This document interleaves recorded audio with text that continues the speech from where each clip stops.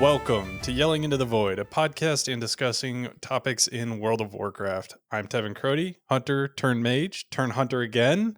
I have Scott Moonfire Daily with me here, as always. And I have to say, starting off this episode, sorry, Scott, I'm going to hijack your part a little bit here. Oh, But if somebody else from our guild messages me and says, "Oh, hey, I'm going to be for sure playing mage, Tevin Crody 2024," I'm demoting all of them. dude, come on. You switch classes more than some funny expression about switching things a lot. There's literally recorded on this very first episode of the podcast you saying, "I'm pretty locked in on mage." What happened? So I don't think you can blame anyone. I don't know if it was the first episode, maybe the second. I thought I was a hunter on the first episode. Look, Come on, man. keep up. No, I can't. The most important part of your arc, when I know you're almost there, is when you randomly decide that you're going to try warrior again, and that lasts like a day, and then you're like, I don't want to do that. So are we there yet? Is tomorrow I'm going to try out warrior day? No, I actually logged into my warrior yesterday, and I walked like maybe 5 steps, and I logged out. Well, there I we did go. the same thing on my warlock. There we go. So the cycle is continuing, but just it's a little bit faster each time. So we're cycling through them. We're done. We're good. I also corrected your mistake because you had me down as ranged, and then you put survival. So I don't know. Look, I don't. Seems a little bit weird. No, I can't keep track of you, so I just gave up trying. So I threw a spec down, and I don't. It's going to change tomorrow, so I'm not worried about where its location in the chart goes. I'm gonna play shaman. Okay, that's fine. We have 47 shamans in our guild right now. Anyways, today in WoW news, we had quite a bit actually. So there's some shifts. Sorry, with the I can't even remember the name of it. Maybe you know the afflicted like affix that they came out with last week. It's called Devour. Devour. Okay, yes. Zaloteth's bargain. Devour. Mm-hmm. We had some changes with that. I feel like this is going to need a week or now, Scott, but maybe you can go into a little bit more detail on like what's going on here. So I don't actually know. Like I was trying to find some people today playing to do the affix, but like everyone that's streaming is doing 12s, which means the affix isn't there anymore. So I didn't get to actually see anyone doing this, but what they've said is Devour does not prevent players from receiving healing. So the way this affix worked in the past, it would go out, all 5 of your players would get a massive absorb shield on them for, I think it was originally 75% of their health. They nerfed it almost immediately down to randomly like 53%, which is such a why that number? And then you'd have to either dispel the person or heal up the absorb shield, and then the buff would be gone and you get the bonus from it. What they say now is that Devour does not prevent players from receiving healing, which my interpretation of that is it no longer puts an absorb shield on you. You will be able to heal your health back just like normal, but it has like an internal tracker that's tracking once you have received 53% of your health and healing, that is when the buff will be removed. I'm guessing that's what that means, and I think that's what you mean about we would need a week or to track it is because most raid frames and party frames would show an absorb shield in like a different texture, a different color, or sometimes even just extend the bar to the right. And that would be an easy way to track it because you would know. This would need some other method of tracking it to know, like, how close am I? Am I 5 hit points from breaking the shield, or am I 100,000 hit points from breaking the shield? I don't know. I don't know how much this actually matters, because I think like what most people are going to do on this affix is just dispel it and then move on with their lives. I think you're just going to bring a group of 5 dispellers and everyone will dispel their own, and then you'll just carry on with the key. I think that's what's going to happen, annoyingly. I just like this just feels I feel like we need to go back to the drawing board on this one. No? It's like I think they've done a really good job with these ideas so far. This is the first one that I was like, I'm worried that just the fundamental idea here isn't very sound. I will say the penalty for failing this affix is considerably less severe than afflicted was. The penalty for failing Mhm. this affix is it did heal all mobs by 25% of their health. They quickly nerfed that down to only 10% of their health, which is still annoying, but it's annoying in like a timer way, right? It's annoying in like, oh, we're not going to wipe. We're not screwed on this boss fight. It's just things are going to take a little bit longer. And when the penalty in a timed system is things are going to take a little bit longer, that feels like a fair consequence of failing to do something. So, yeah, I mean, I'm still not happy with it. I think if it goes off, it's not going to be like, well, guess we die now. Which afflicted many times that would be the case if you fucked up Yeah. afflicted. So I guess the question I have, and so like we should have done testing before we did this, because I have a lot of questions and a lot of unanswered questions. But like, is this pass fail? Like, is it you remove all five or you don't, or is it like you remove three and then they heal for some percentage between 0 and 10? I don't know. That's a good question. I saw I saw this weekend before they made this change. I saw people running this, and they were doing a thing where they would like immediately dispel four of them, and then hold to dispel the fifth right when the buff was about to expire. And like, I guess this prolongs the benefit part of the thing that you get from it, which I'm not sure that makes sense because I thought the positive, the kiss part of the affix doesn't go off until all five are dispelled. But that's what they were doing. So I don't know if they were just this is the weird thing about beta is I don't know if they just like decided that's how it worked and we're just doing it and we're just completely wrong or what. I mean, this is a weird thing about how they communicate this kind of stuff is that, yeah, once you get into the game and test it out, I think it'll become clear pretty quickly. But they don't go into a lot of detail on this stuff because, like, honestly, when we talked about this affix last week, I was completely misreading what it was. My interpretation, based on the words they used, were that you would dispel the portal. Like the way the affix was described is a portal opens and puts a buff on a debuff on a healing absorb on all five people. Dispel it, and it didn't define what it was, so I assumed it was the portal, and I was like, oh, this is afflicted but like easy, you just click on the portal and hit dispel, easy, done, cool. No, that's not how it works. It's like afflicted times five. I don't know. I think they could do a better job of like explaining this, but I also think they don't need to because, you know, they can just tell you to go play the game and you'll figure it out, which is true. So the problem I have with this is the same problem that we had with afflicted, right? Like forcing you to use a dispel Mm-hmm. is rough. And like, so in a coordinated key group where you have multiple people dispelling, it's not an issue. But when you have, let's say, you go into a group, it's a pug, and you're the only one, you're the healer, and you're the only one dispelling, and now suddenly you have this go out. You have five people to dispel, and even if it's just one, you have one person to dispel, and then you have like a boss mechanic you have to dispel. It's not feasible. So, are we just assuming that you're always going to have a group that has, at least two, three, four, even five dispels at this point?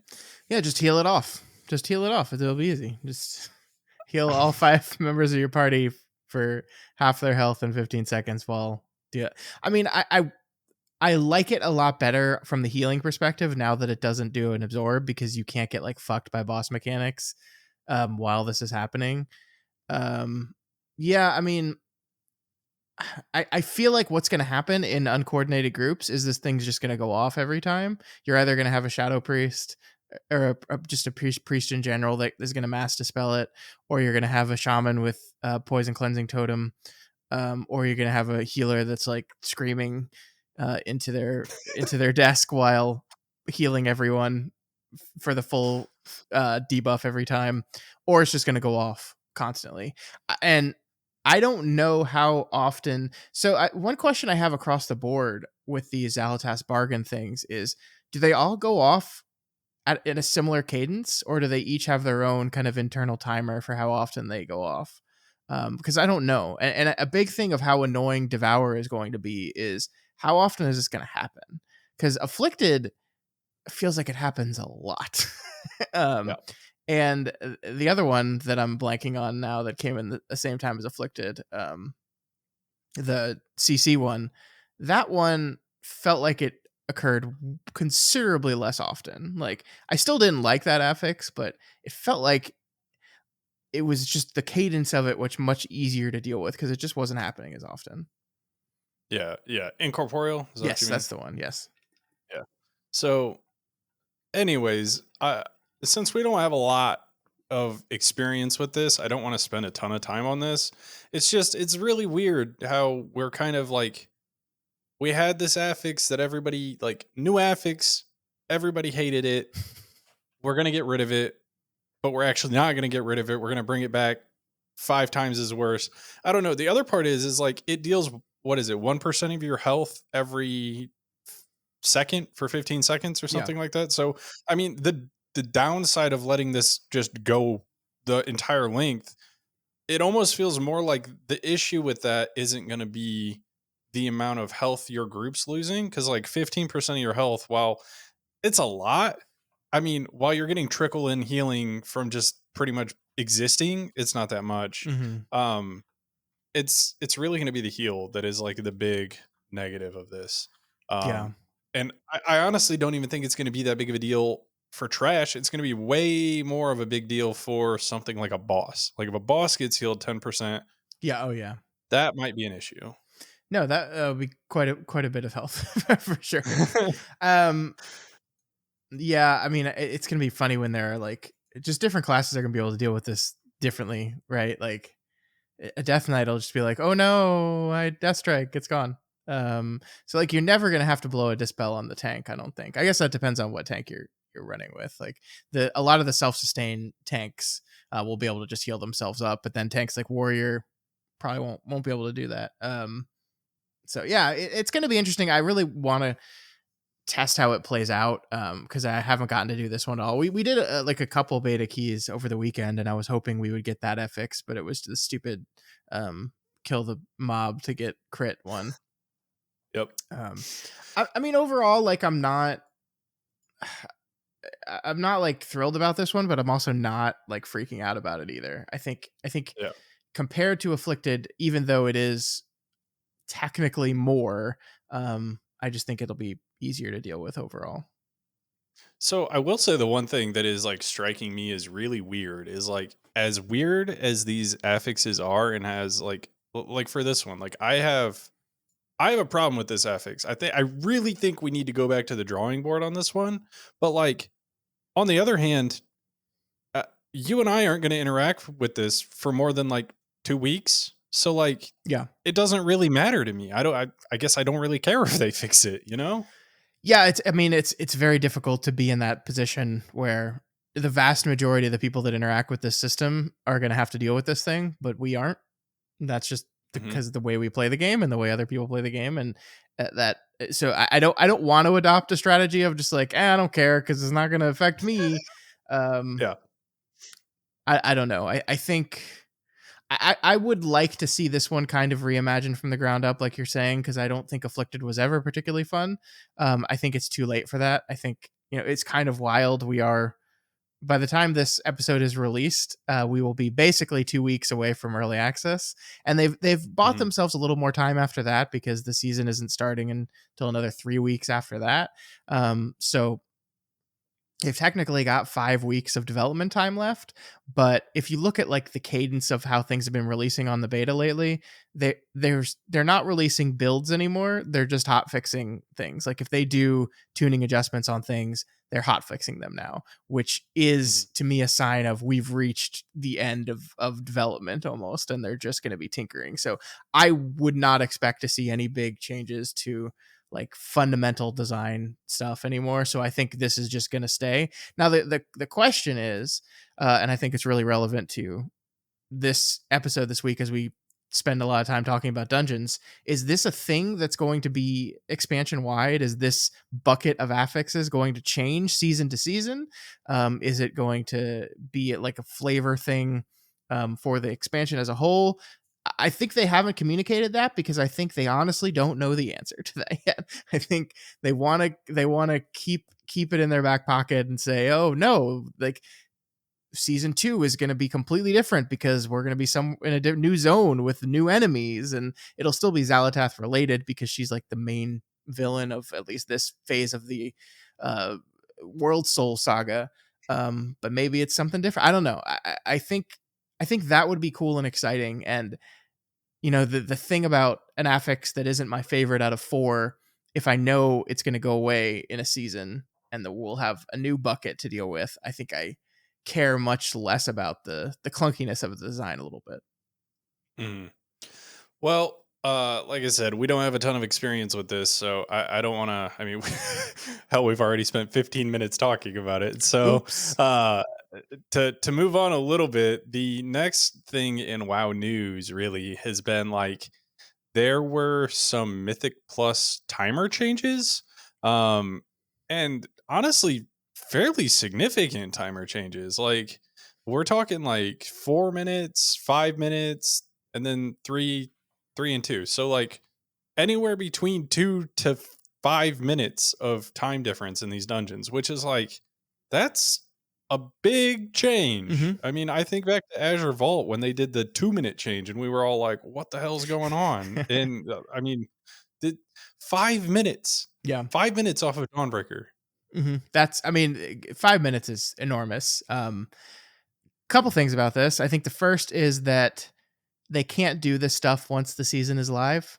I mean, the general philosophy for Mythic Plus, because of the way it works, has to be overtuned and and difficult timer wise going into launch, because it is a lot easier to nerf things and grow timers a little bit than it is to make stuff hard and shrink timers after the season has already started, because you have, we Mhm. talked about this before, but you have people that run the thing week 1 and then you shrink the timer by 2 minutes and suddenly it's like, oh sorry if you missed it in that first week, or you just take that timed key away from people, which doesn't feel good either. So they're just not going to do that. So I am fully on board with them going into live with these dungeons slightly overtuned and maybe slightly too tough on the timer.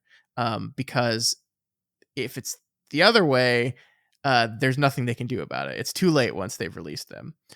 Um, Yeah. I am also kind of excited about this because I hope this is them looking at the state of Mythic Plus and going, maybe we need to make timers matter again in a way that they haven't mattered in a couple seasons now. Maybe this is an act of them just tightening up the timers really specifically, and so we don't have to do these pass fail mechanics with the trash and the boss anymore because we make it a timer game again. Now, this has to come with corresponding nerfs to the trash. If they're gonna go this route again, they can't just lower the timers and leave everything the same. Um, and we haven't seen that yet. I mean, the hotfix that came out today, they had some stuff where they nerfed some abilities, but they also buffed some abilities. I mean, they're tinkering and tuning and balancing, right? That's what's going on right now, and that's totally fine. I was pretty shocked to see a 5 minute drop. I think shorter dungeons are better, so I'm all for the dungeon being shorter. And I'm all for timers mattering again. So if that's what we're doing here, thumbs up for me. Yeah, the one thing that I've got to say about these patch notes, and I don't know if you read them, but like I don't know if we're just running out of development time or what, but there were a lot of Oh typos yeah, in these, and like health there was adduced. like a section for mists, and then there's like bullet points under it, and then one of the bullet points is just Siege of Borealis, and then there's another bullet point under that, which is like the Siege of Borealis change. So Yeah. yeah, it's I don't know what's going on here, but I feel like we need to clean these up just a little bit, Yeah, maybe one honestly. more editing pass on this would have been good. Yeah, I mean, I think you're right. We're in crunch time. We're a couple weeks away from the expansion. We're probably writing out this hotfix is like on the list of important things that they have to do right now, like last on the list, and they just wanted it done as quickly as possible. So, but yeah, it does when you see timer or health educed. Just drop the R there. No big deal. Yeah, Um, so it's just a little aside. It doesn't really matter. Everybody knows what they're talking about. Everybody who like cares to read the patch notes can get all that information. The the really next like thing that I was sad, really, that wasn't in this patch notes was Dawnbreaker doesn't seem to have any sort of like no communication at all about like the ship is still bad or anything like that. And like, I guess I don't really know if it is still bad. You and I avoid that dungeon like the plague on beta because the last time we went in there, my pets weren't attacking, my arcane orbs weren't shooting out, like just ground targeted abilities weren't working. So uh, I just hope that we don't release in a state where like half of the classes in the game can't even use their abilities. So here's here's what I think about this. The ziggurat in Necrotic Wake is still broken. That dungeon is 4 years old. And they decided to bring it back for this expansion to be in this season, and they didn't fix it. All the problems with it are still there, and there's new problems now because the evoker class is here, and you can't breath. You just can't do it. It won't work.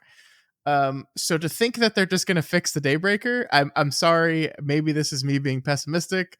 I just don't think so. I mean, hopefully it will be in a state that is better than it was when we tested it, that they find a way to fix some of the issues with it. But I am pretty confident at this point that there will be some weird bugs with this dungeon forever, just forever.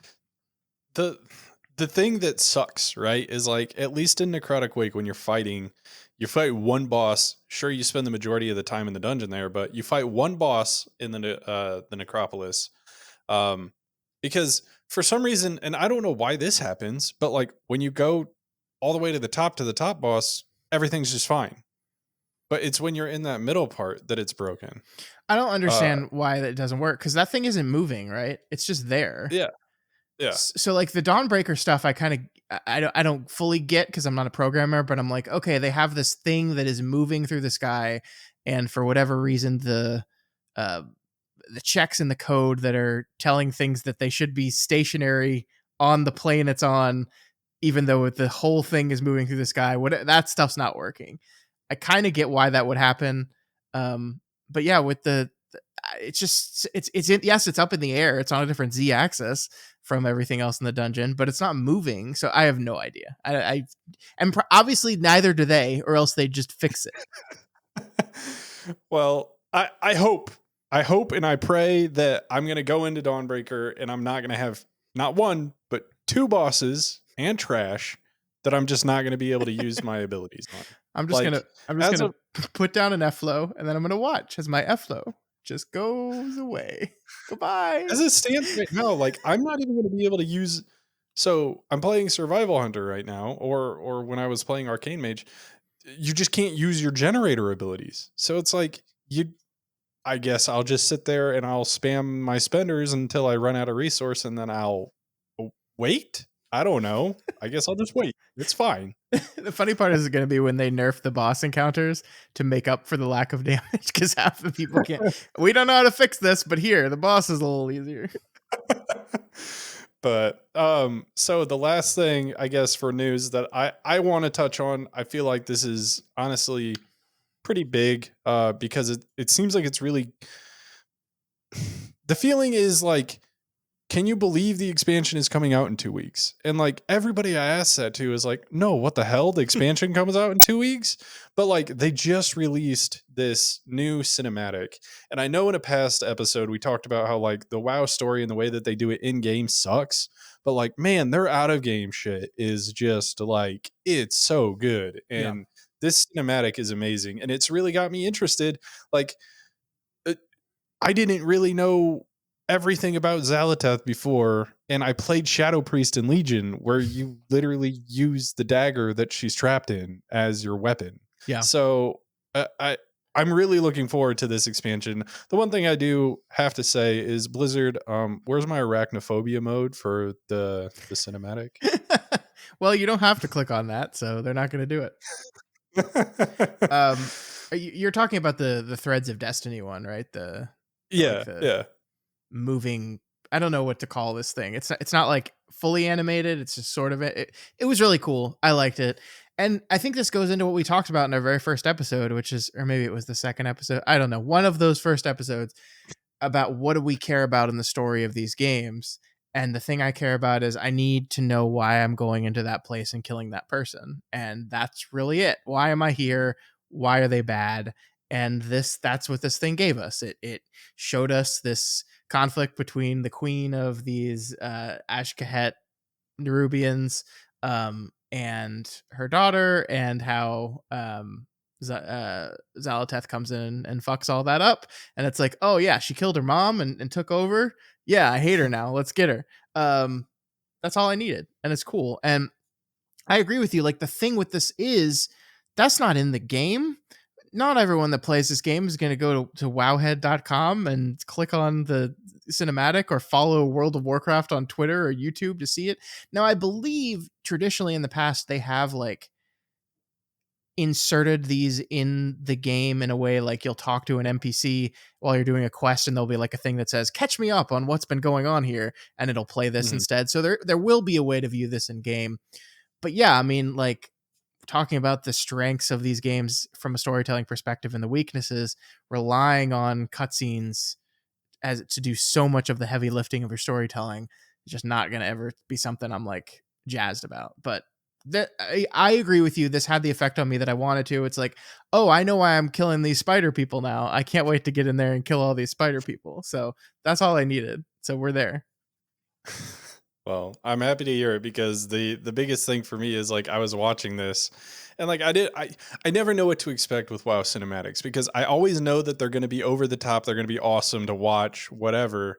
Like WoW's cinematic team has like really been kicking it out of the park.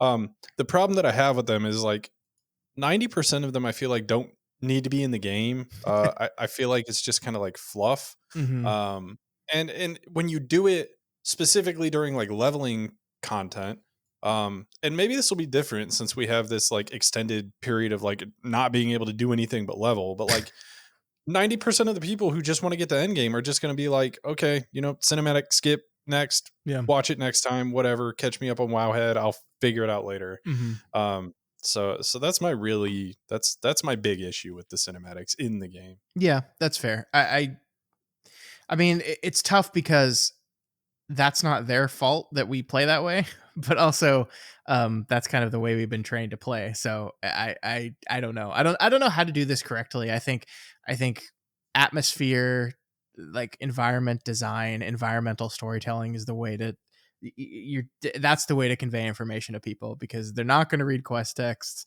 There's things they do is not even cinematics. Like in the pre-patch event, they just have dialogue scenes go on in game where you just kind of stop what you're doing and have to like listen to Braun talk to someone else, and it's like, okay. And sometimes you don't even notice it's happening, and you just kind of run off not paying attention, and then you're like, oh, you like hear the dialogue going on behind you as you run away, and you're like, oh, that sounded important. Can't turn around now though. Well, for what it's worth, I do think it had a good intended effect. I mean, we have people who I don't even know if they're playing the game yet or not posting the cinematic, so that's Yeah. pretty cool. Yeah, I agree. But anyways, we're about we've got a lot to cover, so we should probably move on to the main topic. I don't know how you feel about that. Yeah. No, we're let's do it. Let's get into it. It's gonna be a little bit. It's 30 minutes into this here episode already. So So the main topic here is going to be the next retrospective that we have. So Dragonflight retrospective for dungeons, and I guess more specifically Mythic Plus seasons. Um I'm sure we'll get into the nitty gritty about some of these dungeons. Honestly, maybe even all of them. I don't know, but I think it's going to be better to talk about a season as a whole, yeah. especially knowing how much we went into depth on just raid bosses last week. Yeah, I mean, last week's conversation was fun. I enjoyed talking about these raids with you, but like this is the part of the game that is my shit, right? Like Mythic Plus is the thing that I spend the most amount of my time on, the thing that if did not exist in the game might not even be playing the game. So I wanna do this part justice, because this is where we spent the vast majority of our time in this expansion. Mhm. Well, I guess let's go ahead and start things off with season one. And I guess let's start it off strong. Let's start it off with arguably the best dungeon in all of Dragonflight. And it would be up in probably my top five, if not top three dungeons of all time in this game, Algathar Academy. This place rules. This place rules. I don't even know what to say about it. Like I say the name and I'm just like, there's so much good shit to talk about in Yeah. this dungeon. Like it started out in kind of a rough spot though. Like, can we acknowledge that? Like pretty much every boss in this dungeon, barring the last boss, had some pretty rough, glaring issues when Yeah. we first started. Yeah, it was overtuned. And they scaled stuff back and changed stuff around, and it was in a rough place. I guess like maybe it makes sense to step back for a moment and be like, what makes a good dungeon in this game? We don't even have to define specific criteria, but just like generally, like what are we looking for when we're talking about this was a good dungeon or this was a bad dungeon? And I think for me, the big criteria is the biggest thing is variability. That this is not a whole W and go forward dungeon. That this is a dungeon that allows you multiple avenues to approach which boss you're going to do first, in what order, how you're going to handle the trash. It's a dungeon also that allows you to do big pulls, that has those abilities built into things, and it's a dungeon where I think the bosses are engaging and also have variable strategies with them. And all the things I just listed are things that rule about Algathar Academy. So I think that's why it's on my list is my favorite dungeon in this entire expansion. Um, but yeah, I think it's fair to say that it did not start off that way. Like each and every one of these bosses went through its own personal iteration of, oh, this is awful and I hate it. And I think it's cool that it's now at the end of the expansion at a very good place, I think, overall. Yeah, I this is definitely, like I said, it's one of the best dungeons that I have done in this game at all. Like, Mhm. not only like we've got decent bosses, you can pick which boss you want to go to first. That's awesome. Obviously, there's going to be like a defined route that you're going to do in Mythic Plus, and people are probably just going to do that over and over again. But like, it's nice to have the choice. Um, it has nice big pulls with trash that is not super complex, but also has things that you need to interact with or Mhm. wipe. Um, it hits all of the marks for a DPS player, and it hits all the marks for like a tank player. Like Croth as a tank, when I was tanking a little bit on my paladin, was actually kind of fun because it's like the savage peck that boss does is insane. But when you execute it correctly and you have defensives and you're able to tell like, oh, I'm gonna die here or I'm not gonna die here, like it feels really good. Um, Croth rules so in that's general. I love this boss, and I know this is not a popular sentiment. Some people really, really hate this boss. But the thing I love about this boss is that it allows you to control and structure how the boss fight's going to go. Because you get to decide when you put the bombs in the goal or whatever. And basically you get to push into the next phase when you want. And so it's this really fun strategy of this stacking debuff is going on that's making everyone take more damage. We want to prolong going into the wind phase as long as possible because that is the most challenging part of the fight. So it becomes a game of how long can we live with this debuff, and it's like I love this idea of we're sitting at 4 and we're like looking at the boss's health and be like, oh, can we take it on this one? Should we dunk at 5? Can we survive 4? And it's like, yeah, we got external for this person, personals for these and these, and I think we're good. And these are all like decisions and conversations that happen in the middle of the fight, because the beat to beat mechanics of the fight are actually pretty chill. um it's just an incredibly well designed boss, and that's like it's really fun when you get to the point where you've successfully delayed the win phase until like the last 10%, 15%, and you're like, yeah, we did this right, and it made everything smooth and easy, and it just feels good to execute it well. Love this boss, absolutely love it. well, I don't really have a ton more to say honestly about Algathar. The dungeon rules, it was honestly the number one staple for season one for me. I loved having this key. I loved running this key. So I'm super, super, super happy with this dungeon. Hmm. Um, like season one had other dungeons that I really liked. You know, like season one had Azure Vault. Season one had Court of Stars, and like I have a love hate relationship with Court of Stars, but like for the most part, I think I liked it. Shadow Moon Burial Grounds was the easiest key by far, but one of my least favorite keys to run. So like there's so many other dungeons in this season, but like Algathar really like it sticks out like way above the others. Um, and I assume you feel the same.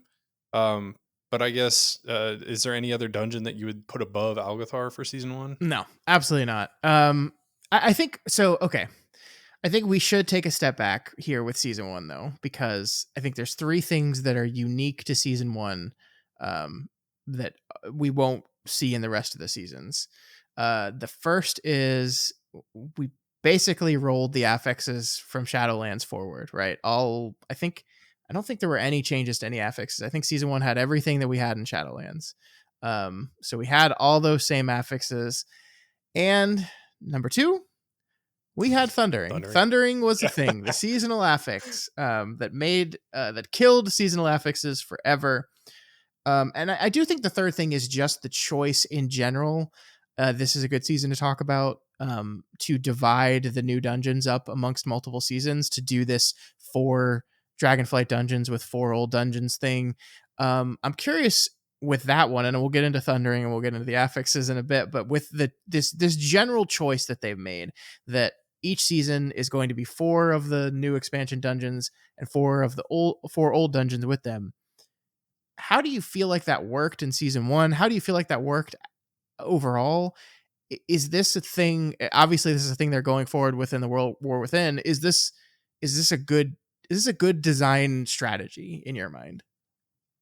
Yeah. I wouldn't want to see him do it any other way, honestly, at this point. Like, I don't understand how I did the same 8 dungeons for 2 years prior to this. Like it is so refreshing to have like a season of specific dungeons and then another season of different dungeons and another season of different dungeons. Like it's so refreshing and nice.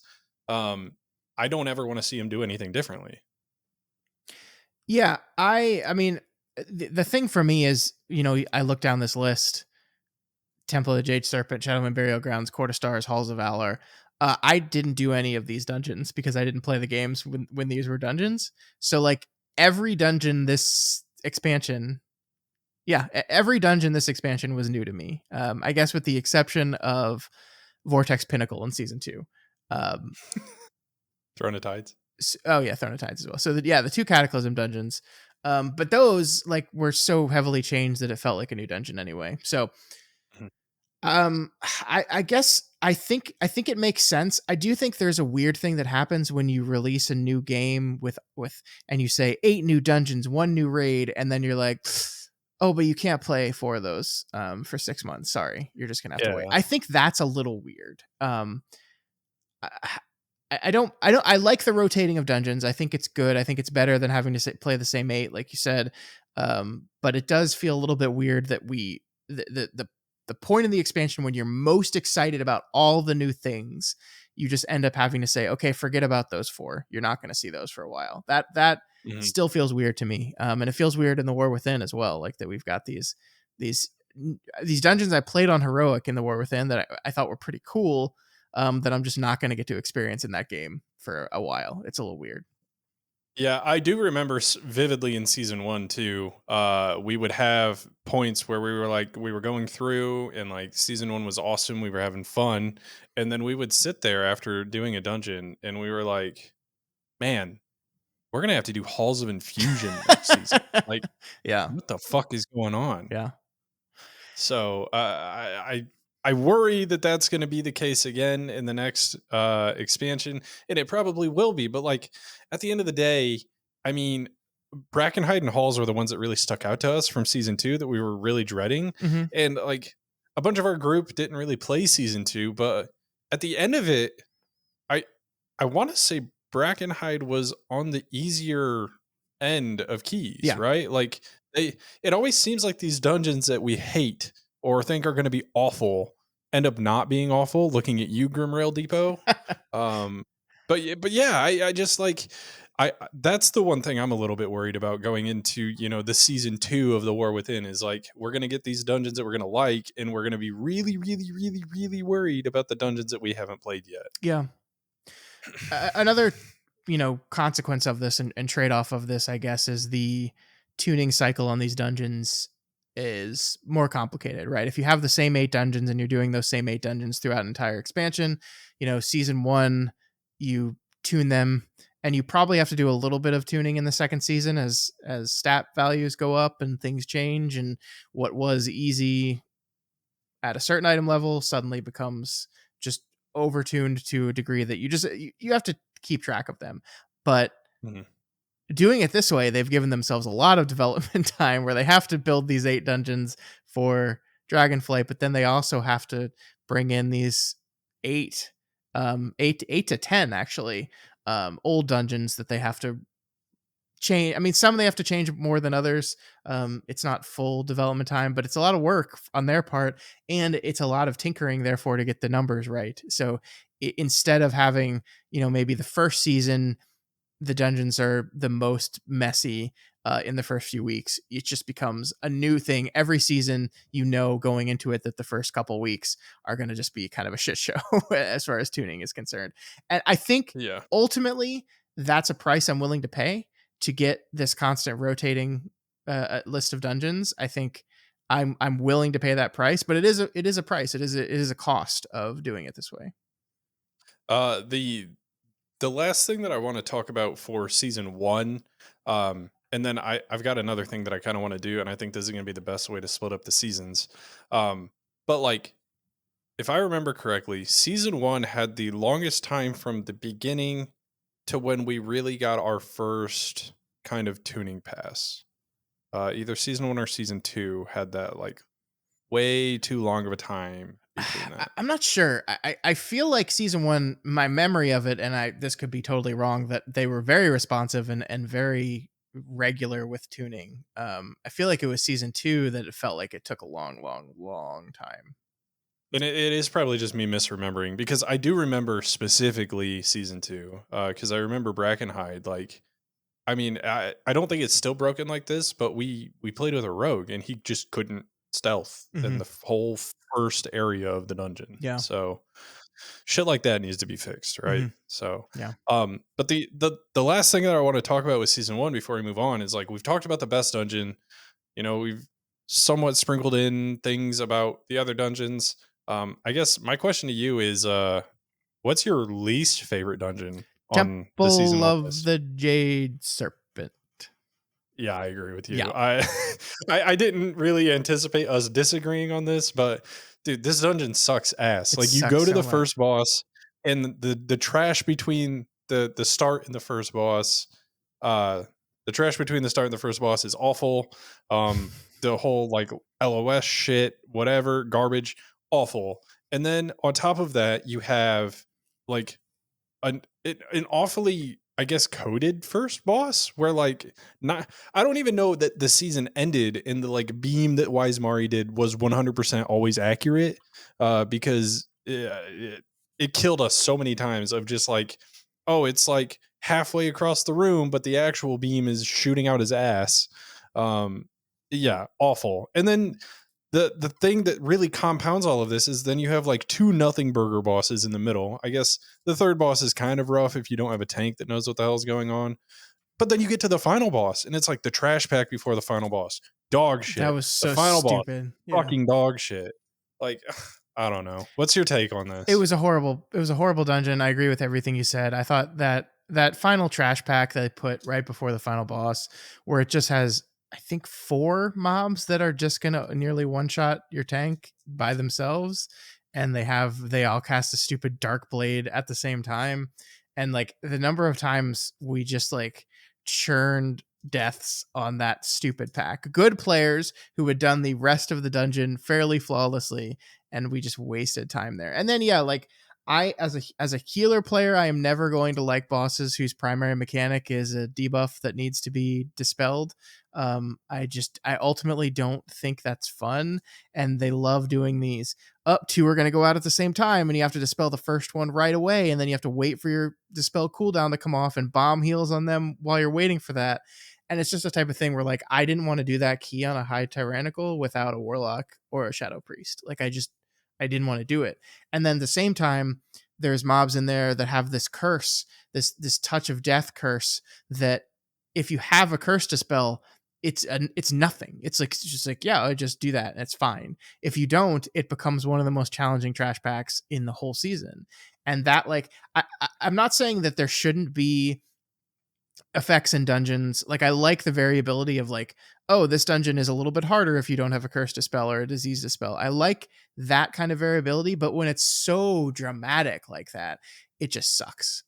So it's like, okay, I guess I'm only bringing my druid on, on this, and only when I have a warlock friend, but only a specific, like that warlocks were like going outside the dungeon and respecking to demo so they could help dispel on the final boss. That was stupid. That was dumb. I hated it. Yeah. Yeah. I and like that's the biggest problem that I had with it. So like to really summarize all of this is like I think the sin that this dungeon committed was like it wasn't the final boss on its own. It wasn't the final trash pack on its own. It was the fact that there was shit trash into a shit boss first. So it's like key dies before you even make it to the first boss half the time. And then it's smooth breezing through to the end of the dungeon, and then you get to the end of the dungeon and then key dies there. It's like the fact that like I could probably pull up all of our temple runs that were disbanded, and like it's probably 95 to 99% sometime in the first trash hallway or sometime on the last trash pack / last boss Yeah. is just that's bad. Mm-hmm. Yep, I So- agree. Shit dungeon.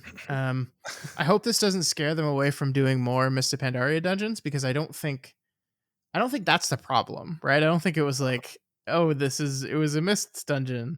It was just this particular dungeon and the choices they made with like, because that final trash pack in the boss room was not in the regular version. They added this giant pack at the very end, and they Right. made it stupid. So yeah. Well, to move on to season 2, We're not going to talk about I will. Thundering? Yeah, we're just going to move Oh, on from it? you want to talk about Thundering? I don't want to talk about Thundering. But you want to talk about Thundering? I think we at least need to say that Thundering was garbage. I will say that the one change that happened during Thundering during this season was one that I had requested, so that was kind of nice. Where the tank just like always got the same mark. Mm-hmm. But That was cool. that took a while. It did too long. Speaking of things that took a long time for them to change, that took a while for them to change. Yeah. I love being a DPS and having to run into a tank frontal to clear the Thundering that's going to stun all of us and murder us. Yeah. It's great. All right. Yeah. I mean, I know we didn't talk about that. Like, I liked Azure a lot. I liked Ruby Life Pools a lot. I liked Halls of Valor quite a bit. I didn't dislike Shadow and Burial Grounds as much as you. I know a lot of people absolutely hate that key because it's the one they ran the most because it was the easiest. I only really disliked the final boss. Everything else in there was fine with me. Dude, the worm boss was awful. Yeah, it took too long. But I got to do a lot of DPS on that fight because there's not really that much healing at all. So that's where I got to beat. Worm boss I got to beat so some of much our friends on DPS, even though I was a healer, and that felt good. Yeah, so I would say us not talking about a dungeon doesn't mean it's good or bad. Yeah. But unfortunately we're limited on time. I also just think Shadowmoon, sorry.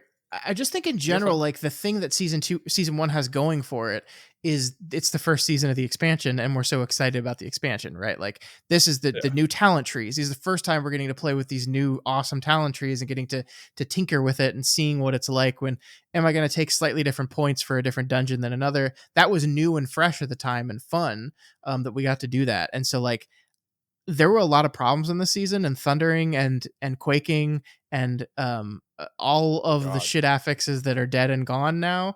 Like sucked. Explosive. Yeah, explosive. Like Explosive in the first absolutely pull of sucked. Alcatar. Oh, Absolutely sucked. Absolutely sucked. what? But like my What? memories of the season are very, very high because it was the first season of Dragonflight, because it was at the time the highest I had pushed keys, because um all the stuff was new and fun and exciting. And like that is what it has going for it. And I think as we move into season two, is becomes one of the big problems of season two is you've lost a little bit of that luster, but you still have some of the same old problems. Hmm. Season 1 of Dragonflight 2, I believe.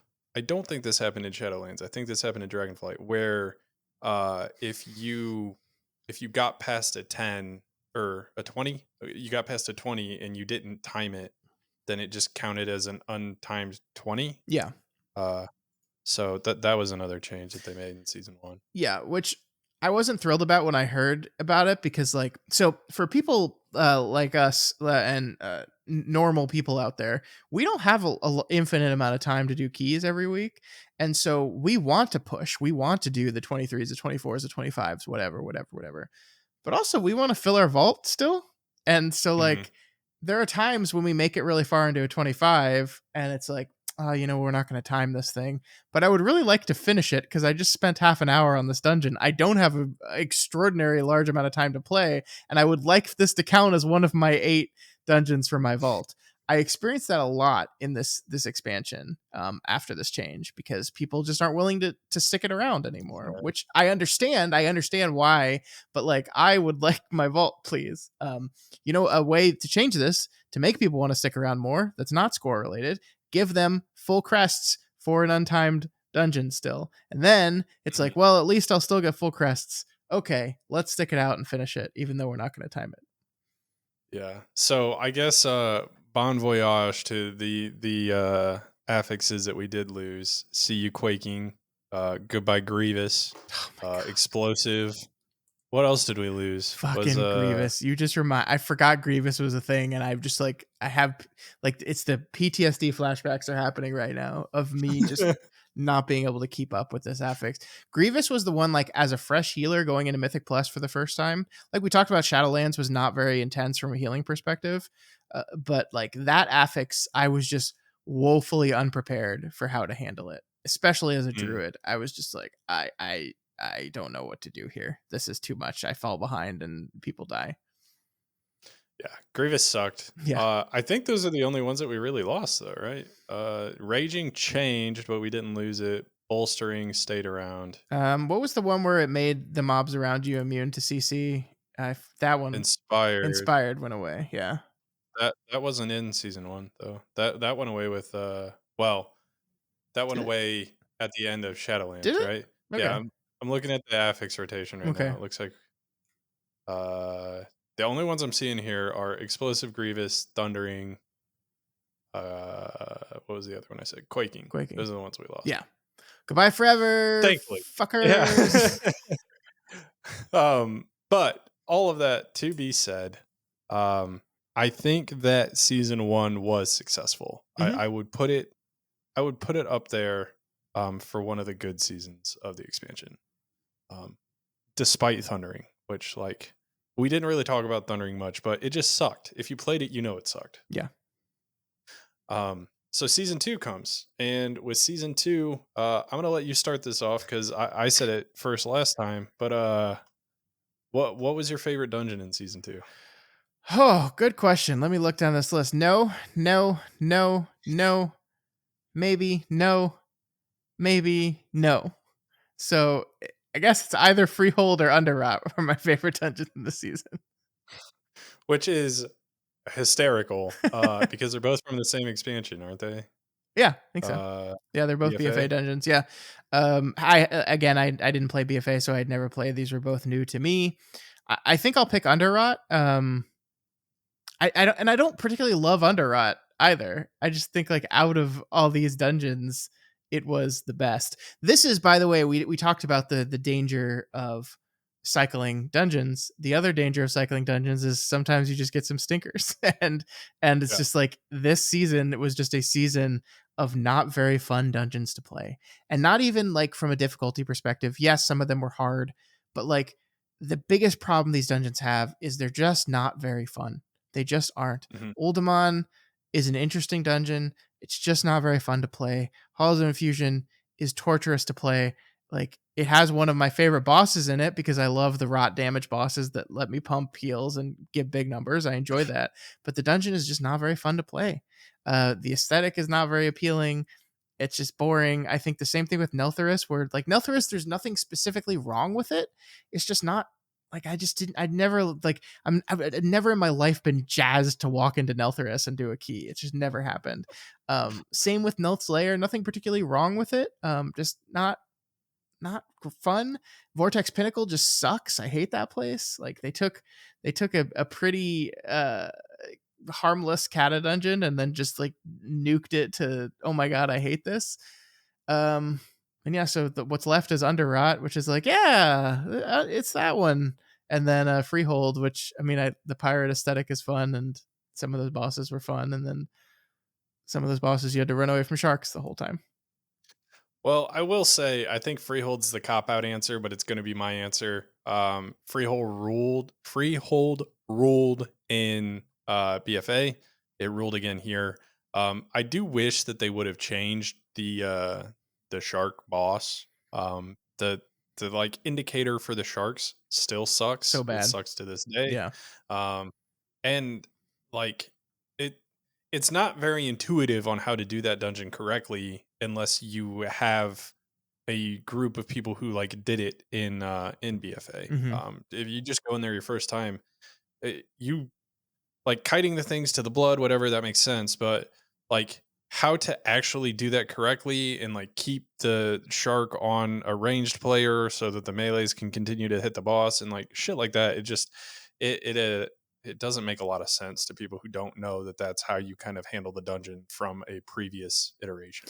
Yeah, I mean, I don't know how the correct way to solve this, but it is very difficult to just tell by looking at the screen, like, first of all, how far the shark's going to jump when it jumps forward, right? So how far away do I need to be?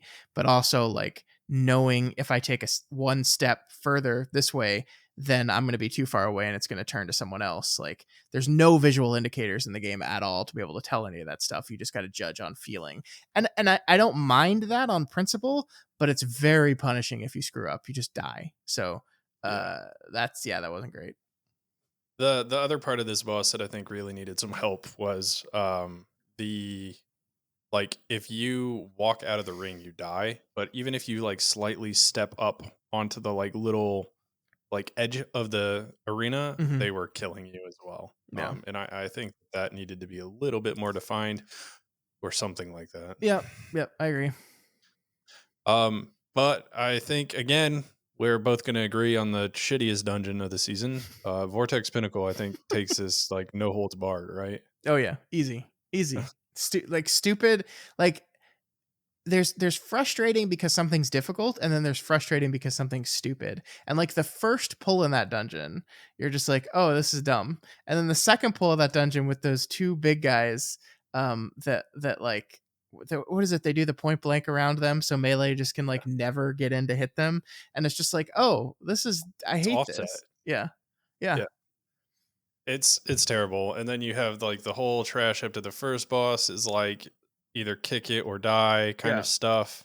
Uh so not very fun. First boss is I think okay. I don't It's have fine. like big issues with that. Trash to the next boss. Uh some of it fucking sucked. The dragon that you have to pull fucking sucked. Um I hated those and dragons then so much. the other guys that would just like teleport to you and then murder you, those Yeah. guys sucked. Hmm. Um, and then the second boss, man, that is what kills this dungeon for me. They took that boss, which was like a positional dance kind of fight that was like not too bad, and they just like they fucking ruined it. It's so awful Yeah. now with the whole like having to go up in the tornadoes and then half the time the shit hits you even though you're up in the air. Terrible. Yeah, I loved. you're absolutely right. Like the having to get downwind or upwind or whatever. Like I thought that was really cool. I enjoyed it when I played the Kata dungeon. I enjoyed it when I played the Kata dungeon again for Kata Classic. And they took that concept and they left it in there, and it's fun because you get to go faster, right? We talk my just quote on my tombstone is going to be haste feels good. But like it's the truth. Like you get haste and you go faster and it's fun. Um, but yeah, the jumping up mechanic, the kind of randomness of the breath, and how that like it just never felt like there was a good like consistent way of doing it, and that didn't make it a pain in the ass. But I like that fight a lot more than the last fight. I like everything from that boss to the end of the dungeon, the second boss to the end of the dungeon is just dog shit for me. Like I hated it all of it. The the trash pack right there, like right before you're about to get to Alakir, Mm-hmm. or whatever his name is. Yeah. I forget his name. It's And Alakir, right? the So stupid those that trash pack where it's just like, okay, we're just gonna do big damage all the time, and also like you're gonna be healing for your life, but now you have to run inside the protection of the pyramid, the electric pyramid thing, and then it's everything. The stupid like what were they called? The little star things that just oh, that would just nuke you. You skip the first group. yeah, those are Yeah, awful. Those are awful. I don't remember what they're called, Yeah. but yeah, those too. Especially since it's like right after the jump down. Like if somebody jumps a little too far, then they're pulling them, Yeah. and now like you're pulling them. Your group's at like a quarter health, and then it just nukes somebody from across the whole way. Yeah. Yeah, that shit sucked. Assad, that's his name. Yeah. Did not Uh, like that boss.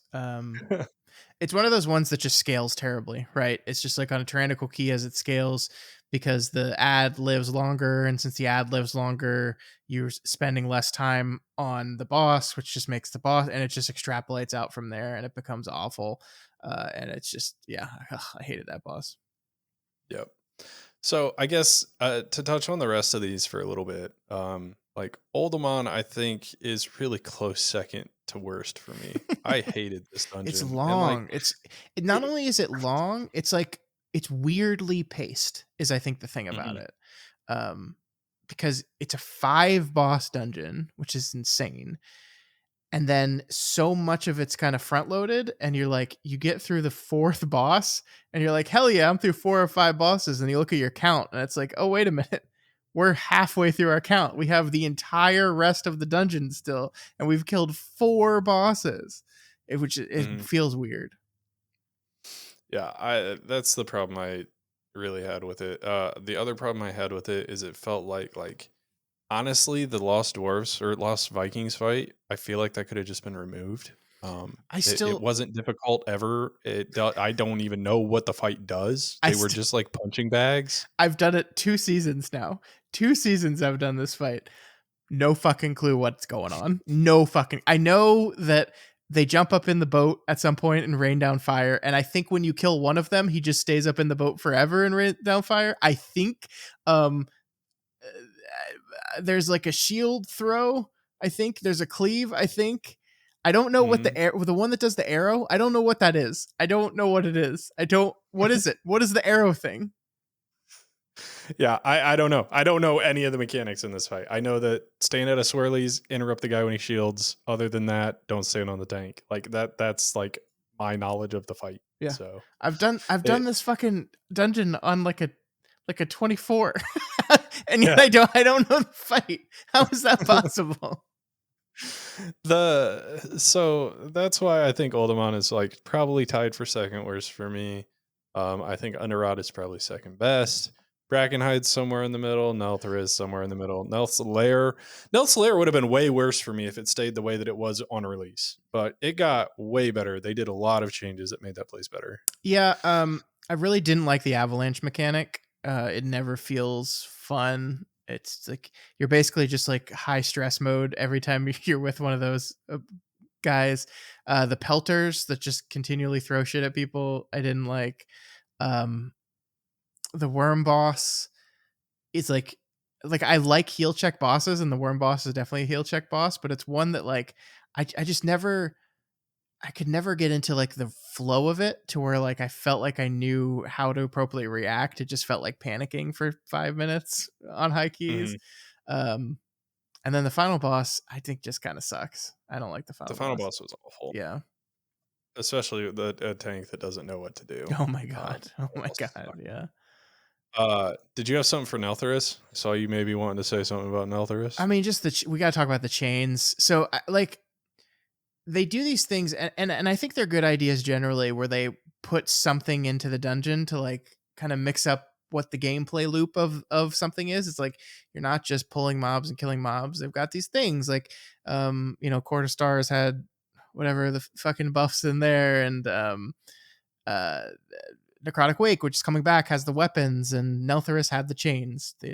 And the chains became a huge part of how you did this dungeon in this season, where uh, chains originally, when the season first came out, uh, would affect any mob in the dungeon, and it would do a shit ton of damage to them. And so basically, you would just pull as much as possible onto chains, hit the chain, and then nuke everything down. They slowly over time have nerfed the chains, where they made it so they only work on mobs in that particular section of the dungeon. And then in season 4, they've just completely changed how they work. I feel like we really just need to stop doing things like this because Yeah, it always ends up clunky. I think they've changed how the weapons work in Necrotic Wake a little bit. Um, but they're still there. Like I think the spear specifically no longer just does damage. The spear in Necrotic Wake used to just do a shit ton of damage. I think now it just puts a debuff on the mobs to make them take more damage. I think that's better. But just the weapon management has never been like a fun thing for me. I still don't know when I'm supposed to use the shield in that, by the way. We need to figure that out before the season because I don't know when the appropriate time to use the shield weapon is. I don't know. yeah. The little animal orb too is pretty awesome. Hmm. I like that one. Big AOE Yeah. damage. Um, yeah. So it's a love hate relationship I have with these because I like that you can kind of do like funky stuff with things that are like in the dungeon. Like this was intended for you to use this way. Hmm. But I do think that it's gonna always be taken to a level of degeneracy when you pit people up against a timer and then you give them something that's gonna help them out with that. Yeah. Um, so I agree with you. Maybe the solution is to just kind of stop with these, so that we don't have to fix them in weird ways at later times, especially with something like Neltherus, which like it came back in season 4, right? So Yeah. it's a completely different iteration of the chains. Yeah. I I'm conflicted about things like this because the other thing we didn't talk about quarter stars very much, but the thing in quarter stars where based on your race, class, profession, there are different things you could do differently in that dungeon. I like that kind of stuff on principle because it allows the dungeon to be a little bit more dynamic each time. The fact that those things were random and you needed specific comps of classes or professions or things feels a little weird to me. I think they're doing stuff like that, and they really have like settled into the we're gonna have like one profession is gonna do like something in each dungeon. And I think they're doing the same thing in the War Within. I think there's an engineering thing in that in the dungeon we were complaining about last week, the City of Threads, I think it's called. Um, there are apparently engineering only things in there that give you like a huge damage buff for like 30 seconds or something. Oh shit. So like I don't think these things are bad on principle. I just think they just end up being clunky. And they kind of cause min maxing in a weird way. I think you're right. Like just like the type of people that play this game are gonna just degen any advantage they can get, and it becomes frustrating sometimes when you like feel like you have to do that. Like I really don't like how if you play Mythic Plus seriously, you basically have to be a night elf or a dwarf. Like you just kind of have to now. There's just those racials are just too good. I don't like that. And I wish that wasn't the case. And the same thing with Hmm. some things like this where it's like we got to make sure we got an engineer. This is the leftover for like the Shadowlands thing was that you had covenant based abilities, and it's like, oh, we got to recruit a Venthier for this, or else we can't do it. Yeah. Well, if they ever remove the ability or change it to where you can pick your racial, I just know all of your characters are going to be Colterians. Oh, So, immediately. I'm gonna be fat humans like right away. Like that's oh well, I guess should we talk about season three? I think you and I are gonna. I don't know. Maybe this isn't a minority opinion, but I feel like season three was the best season of the expansion. easy, easy. I so season 2 was this interesting thing where it was bad dungeons and in a lackluster raid that didn't have a lot of exciting like narrative umph to it, and it's like the perfect storm of badness, right? And then season 3 I think is almost the opposite of that, where it was like the best raid. It was the Emerald Dream, and that's like a famous Warcraft lore thing that everyone's really excited about.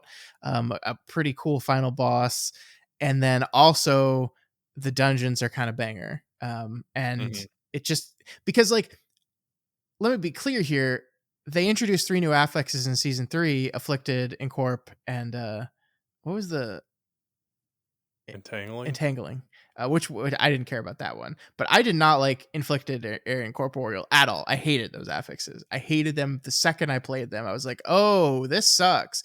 And those didn't go anywhere. So those are still in the season. They made no changes in season 3 to any of the Mythic Plus systems at all. No changes were made. And yet this is how it works sometimes. The strength of the dungeons suddenly elevates things. And yeah, this was an awesome season. Of course, I have things to complain about, but but who doesn't? But overall, the best season of Dragonflight for sure, for sure. Yeah, I agree. So I kind of want to start off with like the worst dungeon of the season because I have somewhat of a meme pick for our group specifically, and then I have an actual pick. Okay, yeah, So I was go gonna say ahead. I don't know what you're gonna say here, but now I do. Yeah, I mean for our dungeons or our group specifically, Darkheart Thicket is by far the worst fucking dungeon for us. Like I don't know what it was in that place. We would walk in on like a key we've never done it on before, and we just like fail, fall completely flat on our fucking faces. Like everything about it would just go wrong, and then we'd go like one key level down, and it just completely smashed the dungeon. Yeah, So yeah, fuck that place. It also wasn't really that bad, but for our group, yeah, fuck that place. yeah. Let's talk about the mega dungeon, because okay, before we talk about the mega dungeon, I want to talk to you about what was the most surprising thing to me, which was, going into the season, we were like, okay, we knew the mega dungeon was coming, and we knew that those it would be divided in half, and it would be 2 of the 8 dungeons in the Mythic Plus season. But we were kind of like, okay, but what are they going to do with the other 6? And the last thing I expected was that they were just going to say, okay, instead of doing 4 old dungeons, we're doing 6 old dungeons, and the only new dungeons in this season are going to be the mega dungeon. That was really surprising to me. I did not think they were going to go that way. How do you feel about it? I actually really liked that decision. I definitely didn't expect it either. What I expected to happen was they were gonna pick some arbitrary like metric and pull dungeons from season one, season two to fill out the last 2 spots for the Dragonflight Yeah. dungeons. Which like if that happened, then it would have been like Oldemon and fucking halls or something like that. This season would have like sucked a lot more. Uh, but yeah, I'm glad the way that it turned out. Because like to be honest with you, Murzon's Rise, I think, is a little bit weaker than Fall, in my opinion. I think Fall has the potential to be the best dungeon of the season for me. But the way that they split this up too, like the way that they designed this dungeon, it was almost like it felt like it was good lore wise, but Yeah. it also felt like they did this with like Mythic Plus in mind because you go into like an entirely different timeline for the next half of the dungeon. And so it just it just worked. It just fucking worked. Yeah, it did, and also it didn't. Yeah. So I think this is a really cool mega dungeon for a first time experience. Walking into this thing and doing it for the first time was really cool. I really liked it. The story was good enough. And the bosses were fun, and it was like, oh, this is cool. I like the flavor of this whole thing. I like what we're doing here.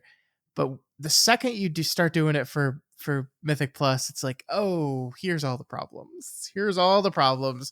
There's so much RP. There's this little maze dodge ball section we Yeah. have to do.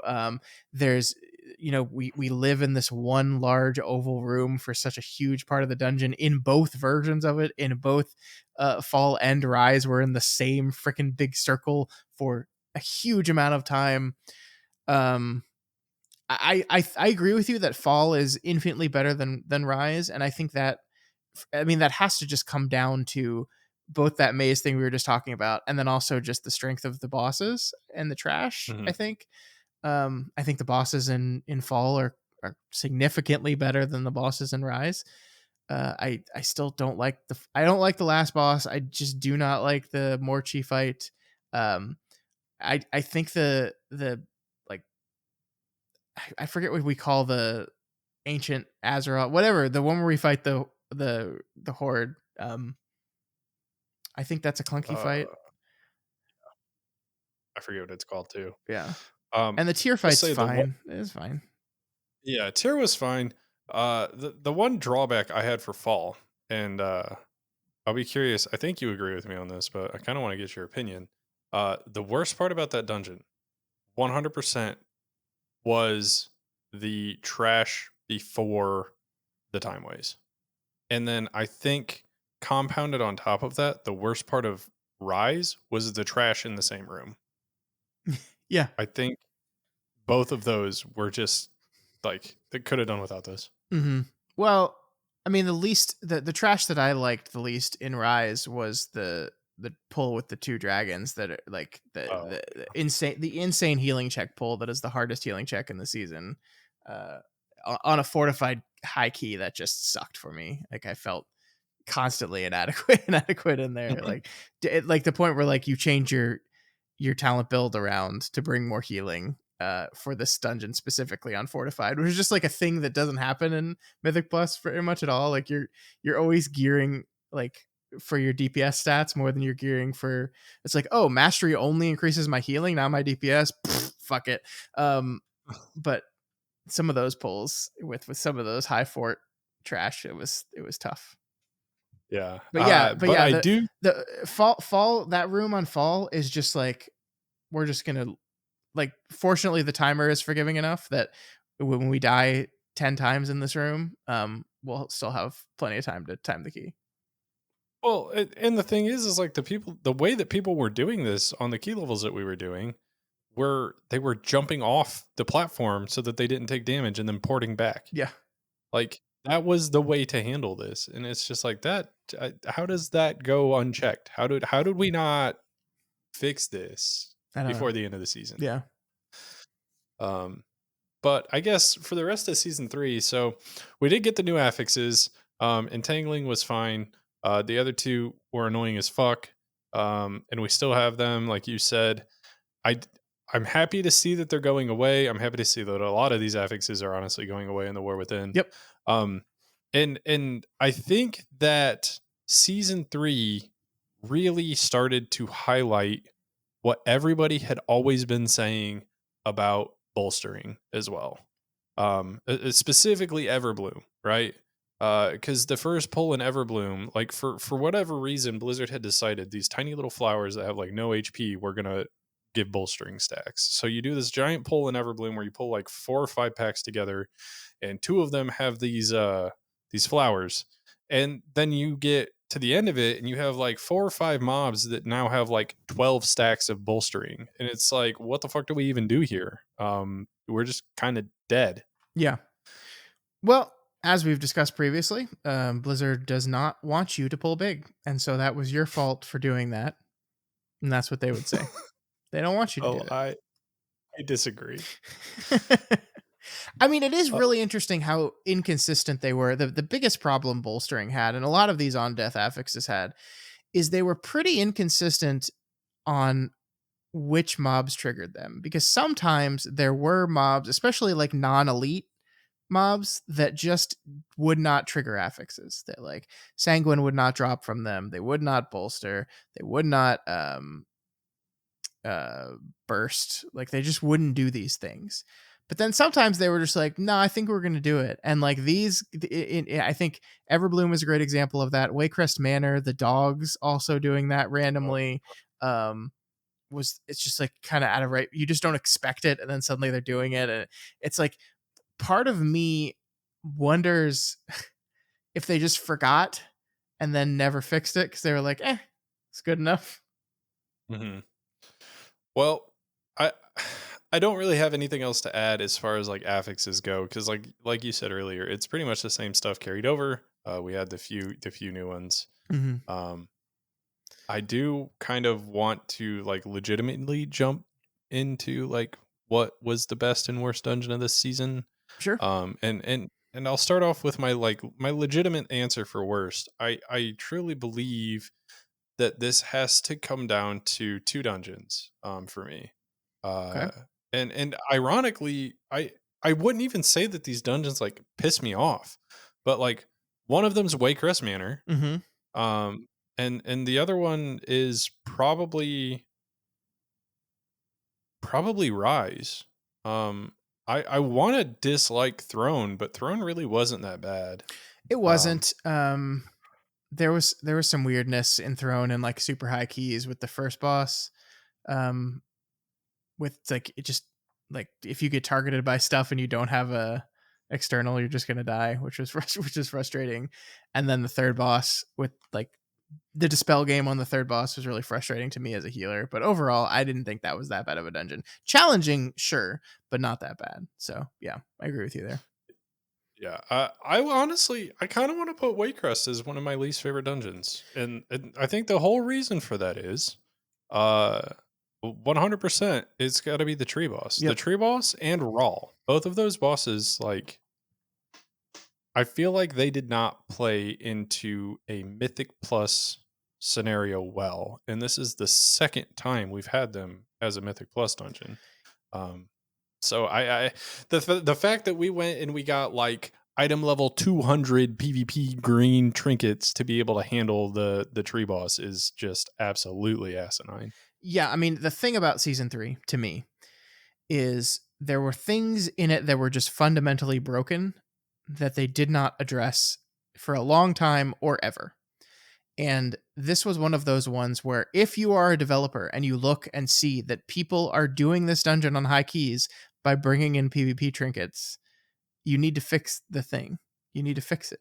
Either fix it to let the person who's been rooted gets to fight the roots too, or make the roots not do as insane much damage as they were doing. Like something had to be done there, and it just never happened. And I mean, like if I had one like overall complaint about season 3, it would be that is that like it was very clear to me in season 3 that the developer team was on the War Within now, and like we just did not get as much adjustments to these dungeons at all after like the first week. And it ended up being okay because fortunately the dungeons were fairly well tuned overall. So like it was okay that they had clearly moved on, but then that just makes the things that are obviously broken and obviously should be fixed that aren't being fixed, that just makes them rise up even more, and you notice them more because they're so few and far between. So Mhm. yeah, there's lots to like in Waycrest Manor. I was a little bummed that the correct route just became the correct route so quickly that the cool idea that you could approach this dungeon from any angle just never really materialized. You just didn't. You did it in this one very specific order, and that's it. Man, we went right once Yeah. and never Uh-uh. again. And that, by the way, a similar problem that Brackenhide Hollow had, which is just that, like, the left path in Brackenhide Hollow was so much shittier than the right. Like, the trash was so much harder that you just never did it. And it's like, Mhm. if you do, like, that sucks because that takes away one of the core parts of what makes a good dungeon that we talked about. I think that's something Algathar achieved where, yeah, it's not saying that there was never like a meta route. Obviously in Algathar, like the correct way to approach the place eventually materialized, and everyone essentially does the same thing now, where they go directly to tree boss, they pull that whole area at once, and then they circle around. But like it took us weeks to kind of experimenting to figure that out. We went left, we went right, like, and Brackenhide, like you do it once and it's like, no, we're not doing this, we're going the other way. And I think, yeah, same thing with Waycrest. So it's like, why even bother at that point? It's just essentially a linear dungeon with some fake outs in it. So if my worst dungeon is Waycrest, what's yours? um hmm I think it has to be Rise. I think Rise was the least fun for me to heal. A lot of stupid stuff in there. I think Everbloom is kind of close though for me. Really? Yeah. So really the one time in my entire career where I was just like, I don't. I've reached the level of my skill was Everbloom. Was a high key tyrannical Everbloom with the second boss. Um, I don't think we ever killed that on like a 20. I think we were trying to like a 26. I don't think we could ever get it because we just would die to that boss every time. And like I felt consistently like it was my fault.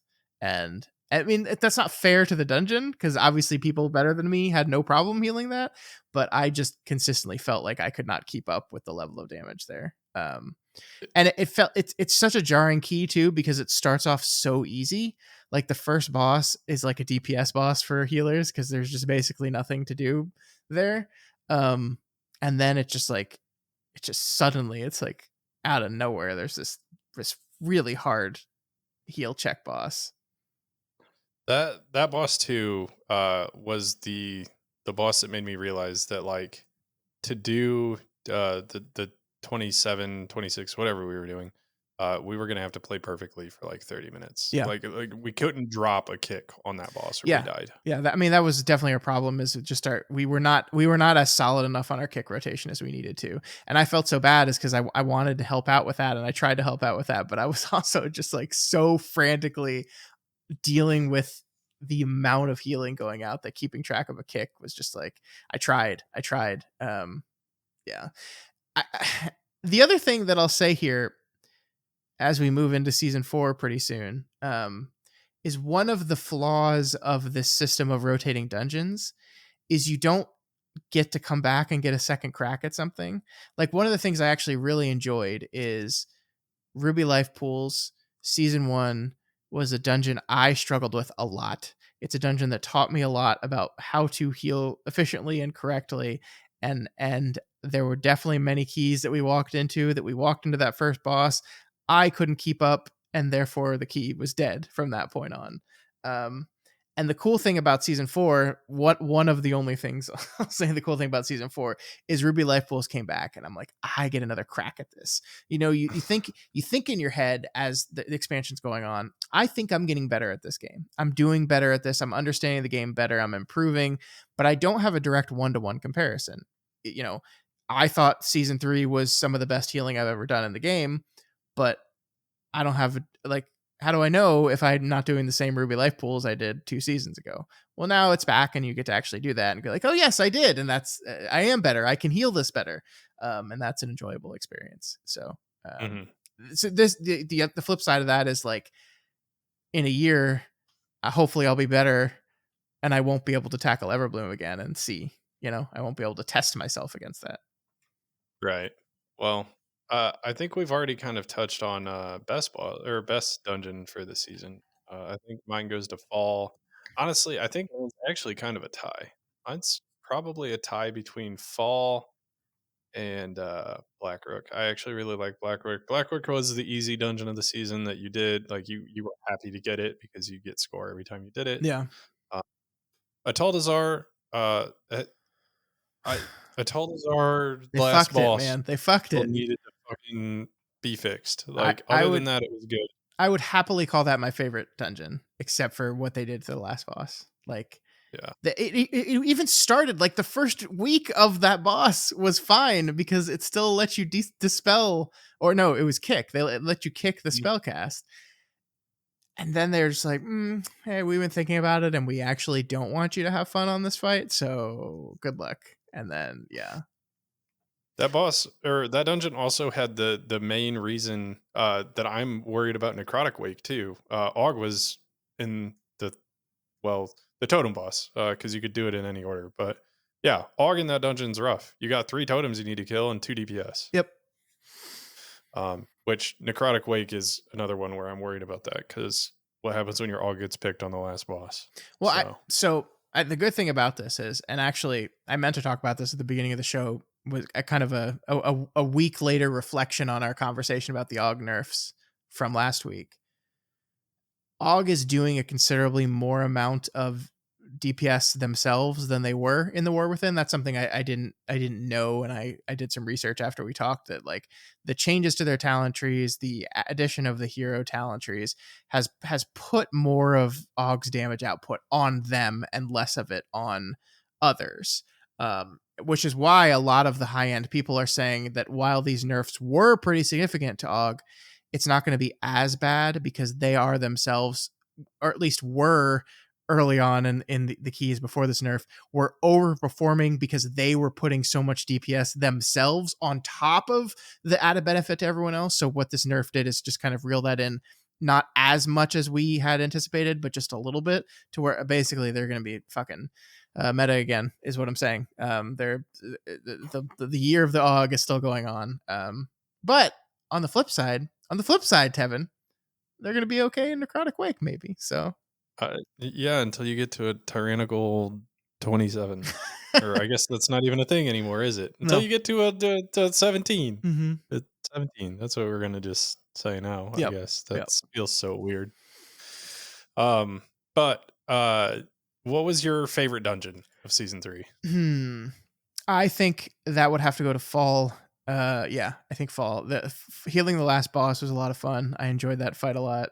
It's one of the few fights where, I mean, there was an NPC you had to heal, but also like because of the way the fight worked, healing Chromie back to full was like satisfying because you're doing so much healing. It's like seeing the big numbers go off. It's like, I've just healed Chromie for 4 million hit points.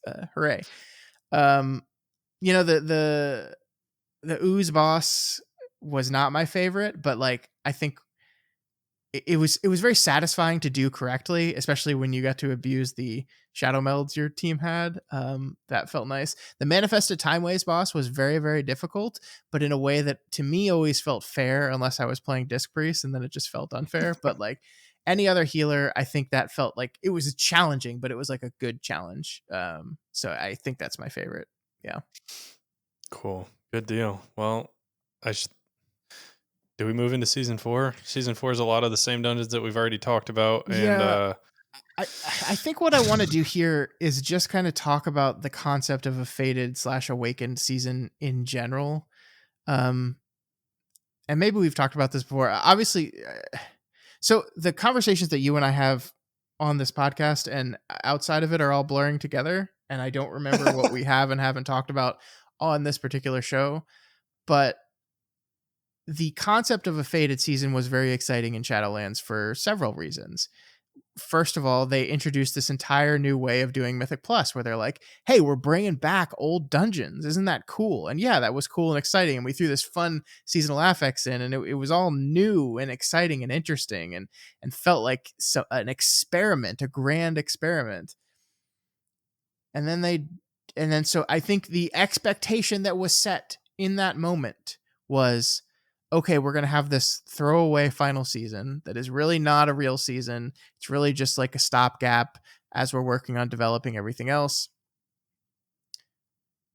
But we're going to try some new things in it, and we're going to experiment. And because it doesn't matter, it doesn't count, we're going to feel free to experiment in a way we haven't. mm-hmm. And they didn't do that. They just kind of threw everything out there again. I mean, they changed how the bullion system works a little bit. But from a Mythic Plus perspective, they didn't I mean, their big selling point, their big like experimental change was the key squish. But yeah, in practicality, if you're a Mythic Pluser, all that does is you just minus by 10 and you're not going to notice anything else. That's it. So that really wasn't, and also they kind of ruined the feeling of, oh, we're experimenting and trying these new things. Is when they announced the key squish, they were like, also, this is going to be the way it is in War Within. We've already decided. Haha. And that's really it. So Yeah.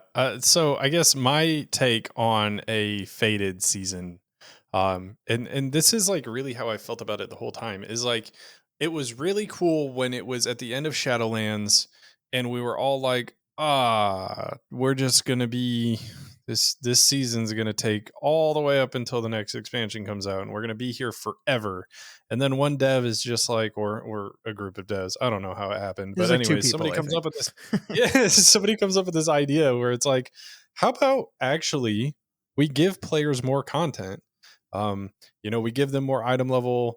We let them pick shit from the raid that they want. Maybe we can test out a system like that. We try out these new rotating dungeons and like all of this shit. And like I think that's why it was so cool. And on top of that, like in Shadowlands, like it was easily like Castle Nathria was the best raid, Sanctum of Domination was the worst raid, and then Sepulchre was, the middle one. And we got to go back to Castle Nathria. Whereas like in Dragonflight, we ended with the strongest raid, and we're now going back to, I mean, Vault was fine, but like we're going back to a raid that arguably is just worse. So um I think those two things coupled together is really why Dragonflight season 4 kind of sucked. One, I really wish that they would have done something with the like dinars or booleans going into Dragonflight. I think that it worked really well in the Faded season, and having that like guaranteed targeted piece of loot, even if it's only like one or two, but you can guarantee it, I think is really cool. Hmm. Um, and the other thing is I think if we're going to continue doing these season fours, it needs to actually be a real season, and it doesn't need to be like we're going to have 3 full seasons of content and then we're going to have this faded season because we did it before and it's not going to have anything new. Like I think if you plan for this, it's going to be bad. I think the reason it was good is because it wasn't planned for initially. Yeah, I agree. I mean, I guess this is just the way we're going to do it from now on, and I don't think that's necessarily a bad thing. But if they're going to call this a throwaway season, an experimental season, they really got to fucking experiment. Like there is a part of me that is looking at all these new Mythic Plus things we're doing in the War Within, new affixes, entire new system, and goes, you know, what would have been the perfect time to test all this shit? Season 4 of Dragonflight. And the honest reason that they couldn't is because they just came up with all this shit like 2 weeks ago where they were just like, "Oh, we should maybe do something. Here we go." And so they couldn't test it in season 4 of Dragonflight because it didn't exist in their minds yet. But I want them to try to do that. And I agree with you, like maybe the thing should be is when we're looking at our release cadence, we always have the concept of a faded season in our back pocket when we're like looking at like, okay, this is ending here, but we're definitely not going to be ready to this till here. Is that, is it 5 months? Is it 6 months? Oh no, it's actually going to be closer to 10 months. Oh, okay, that triggers, break glass, pull the faded season, throw something out there just to give people something. Instead of when you're planning for it, it feels much less surprising, much less of like much less experimental, much less everything. It just feels like this is just what we do now. We have 3 real seasons and then 1 fake season, and that's just what we're going to do. And I think you will see that the numbers of people engaging with this game reflect the fact that nobody cares about this season. I think if you look at the Mythic Plus number of runs done, it's rising substantially since pre-patch because nobody cared about this game until pre-patch happened, and it's only because they're gearing up for the War Within. Yeah, I mean, I can't imagine something. It's so funny because this year, like, I feel like they did so many fun things. They did Plunderstorm. I didn't really ever engage in the remix in Pandaria stuff. It really wasn't for me, but like I understand why that was really cool. I get it. Like they had all these fun out of the box ideas, and then they're just like, bleh. For the actual game, they just like, Yeah, bleh. here you go. There you go. Well, I I want to say for the other thing that I think really kind of hurt this season, was actually like the cadence at which they were releasing all of this new content too. Like, I mean, we were getting Cataclassic, we were getting Remix, we got Plunderstorm, and like that could have also hurt it too. So that'd be an interesting kind of case study to do, but uh, I'm just assuming. Yeah, I mean, with all these different, I mean, this is a really interesting philosophical question to have. Of like, there are 7,500 different game modes of World of Warcraft now, and is it should you expect that your users are engaging with all of them?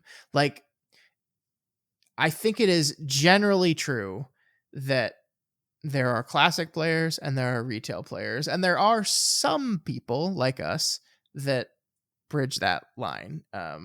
But I think we do it in a way where like retail's always gonna kind of be our primary game, but we like classic and we want to check that out, and so we're gonna do that.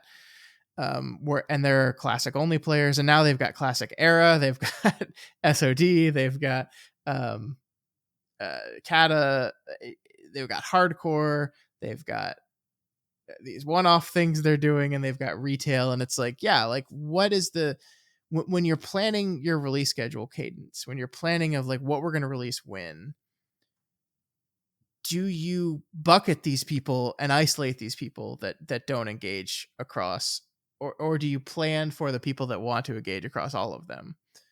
um I don't know. I don't think you can, because I think you have to kind of treat each individual thing as its own silo, and you just have to make content for that particular thing. Hmm.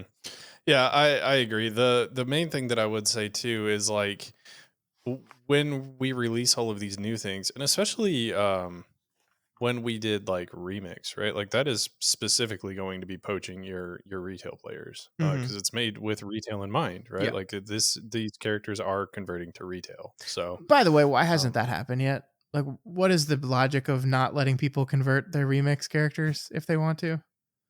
The pre-patch I, is here. It should have turned on the second pre-patch game. Let people try out pre-patch with these characters they just leveled. What are we doing? What are we doing? Why? the other thing that I was gonna say too is with the rotating raids, that made a lot of things more annoying too. Because like even if you wanted to target something, you couldn't really because you had to wait. And it got to the point where it's like, okay, now do I go do Sarkareth because it isn't in the rotation to try and get my legendary for my evoker or shit like that, Yeah. or people doing season 3 Fyrak to get the mythic mount. Um, yeah, it just felt weird. Yeah, I don't think they've solved the raid rotation thing yet. In a satisfying way. I didn't like it when they did it in Shadowlands. I didn't particularly like it here. I think they had a plan to mix it up here, where I think they were going to do it on 2 week rotations instead of every other week, and they basically immediately rolled that back. Um, I think it is this weird thing because, like, let's say we are Mythic Raiders by the end of this expansion, right? But we have not achieved CE, let's say. But the we didn't get to the final boss of the final raid on Mythic. But then this Fated season comes out, and we have in essence another shot at them, right? But we only have another shot at them every 3 weeks. And so this amount of time between knowledge gained as you work through the boss mechanics on Prog versus, okay, well, we'll see this guy next month. Um, it's just weird and clunky, and yeah, I don't think I haven't seen a satisfactory solution to this. If you want to go through this cyclical raid thing, I think you should Yeah, probably. I mean, I think you should probably just turn them all on. Like, just turn them all on. Like, yeah. what does it matter? People, okay, so people clear all three and get a lot of gear in their first week. Oh no. Who cares? It's not a real season. Nobody cares. So, Mhm. yeah. So the only thing we haven't talked about season 4, and I don't want to spend a ton of time on this because we're already pushing over what we'd like to target for the podcast. But this is the season where they experimented with changing dungeons as well. Mhm. Like No Cood is significantly different now than it was in season 1. Yep. And I don't necessarily think that this is bad, but I think with Blizzard's current philosophy on how they're handling trash in dungeons, this just turned out for the worse. Yeah. So Well, they don't want you to pull large groups. They don't. Like, I think, but I was thinking about this the other day, and I think the place that crystallizes that perfectly to me is looking at a dungeon like Mists of Tina Scythe, a dungeon that was in Shadowlands. It's not that old of a dungeon. Didn't really require that much changes to it. But what are the changes they do? Well, they added a defender mob, and what happens with the defender mob? It buffs itself based on the number of mobs that are around it. Huh, interesting. Also, they changed some of the slug mobs. What do the slug mobs do? Well, they now have a new ability where it shoots out a stacking debuff that can and will stack on top of each other. Oh, what did that do? Well, now you can't pull all those things together because that's like it is specifically targeted at you not being able to pull multiple groups. And it's like there is no clear indication of their overarching philosophy on trash and in Mythic Plus dungeons than looking at those specific changes and what they do, because it's not that old of a dungeon. So yeah, I mean, you're absolutely right. I think we saw a preview of that in season 4 and we just didn't realize it, because if you look at the birds in No Cood, what did they do to the birds? They have a stacking debuff that is essentially, or a dot rather, that is kickable, yes, but there's a lot of birds, and essentially what they're doing here is they don't want you to group these things together because they're just going to put too much in there for you to deal with them. And we didn't notice it as much because we had Demon Hunter with multiple sigils, and we could stop this stuff. But that's what they're doing, man. Like Algathar Academy comes back in 2 years, and I think they're going to, like, that first big pull in the tree room, they're going to do something in there so that you can't pull everything in that room. Big flowers are going to make the little flowers stronger. Yeah, or some shit. something like that. I'm telling you, man. Like, not on my list of things that I want to have happen. I'll say that much. The other change that they did was the change to Azure Vault that took away a lot of the fun skips that you could do. And that's so confusing to me. Like, this is one of those things where, like, I guess if I squint and like look at why they want you to not pull big, it's because they want to kind of control the cadence and the flow of the dungeon. They don't want it to be this big. I don't agree with it, but at least I understand it. But then, like, when they see something like Azure Vault, which was fun because you could all develop all these really creative ways of skipping packs and getting to the packs you wanted to, and doing these things where you could jump down to different levels. Like, that's just fun and inventive gameplay stuff. And it's like, why do you look at that and go, no, you can't do that anymore? Not at all. So I guess the other thing too is, like, for the dungeons that came back, not all of them changed. I mean, we're literally specifically talking about 2 season 1 dungeons now, but we talked about Neltharis as well. That one got changed. Like, it's not really consistent either on, like, why things are changing or what they're changing or whatever. Because, like, if you look at the keys, like, the easiest key in my opinion would be Algathar. Yeah, probably. And nothing changed about it. Well, no, they changed the final boss. Odd. They changed the final boss. Yeah. They added the 2 like stationary circles that were there, and they added a little bit more group wide damage to it. But yeah. But I mean, like, that isn't changing it to slow it down, I guess. Yeah. Like, if anything, that sped up the boss because it allowed you to get another stack that would increase your damage more, right? So true. I don't know. It just feels weird. I don't like it. I don't want them to keep doing this. Stop changing shit. But they changed the Halls of Infusion final boss that it only sends you on the intermission one time. Okay, that was a good change. I'll take that one. And they did good changes for bosses and terrible changes for trash. I agree. That's what they did. I agree. It's because they don't want you to pull multiple packs. Like, I'm telling you, War Within season 1, it will be 2 packs. 2 packs will be pulling together at most. Maybe a lot of these packs, no, we're gonna have to solo pull them, which is like as Mythic Plus players, killing 2 mobs is like the most infuriating thing in the world. It's like 2? This is not enough. More. I don't know. We'll see. Well, I do think we got to wrap it up though, Scott. Unfortunately, we Yeah. are getting a little over time. Sure. But uh, to close out this week, I know Scott and myself have our own opinions on this, but that doesn't mean they're correct. And I do want to know what you guys have and what you think as well. So I have to ask, which season did you feel was the best and why? Hopefully you can remember the dungeons better than Scott and I did. We had a list pulled up this entire time so that we didn't forget what was in the seasons. So if you can, contact us over at yellingintothevoidwow@gmail.com. Our YouTube's at Yelling Into the Void Wow. Twitter is at Into the Void Wow. And if you're not already subscribed to this podcast, we encourage you to do so to ensure you never miss an episode. You can find us now officially. We're out. We're there on iTunes, Spotify, and on YouTube, where Tevin is slowly uploading a video of this podcast. Hello. Hi. You can see us. So make sure you subscribe there, please, and do all the things. Also, please consider reviewing us on Apple Podcasts, commenting on YouTube, liking the YouTube video if you like it. Each review, each comment, each like gets us more exposure, introduces us to new people, lets us keep doing what we're doing here. So the YouTube videos will keep coming out slowly. I'm going to be a little bit behind. I'm going to try and catch up as fast as I can, but as long as I can get those caught up, please throw your comments on there. If you want to answer the weekly question there, do it there. Yeah. Send us an email, Twitter, whatever. But until next time, guys, we'll just be over here yelling into the void.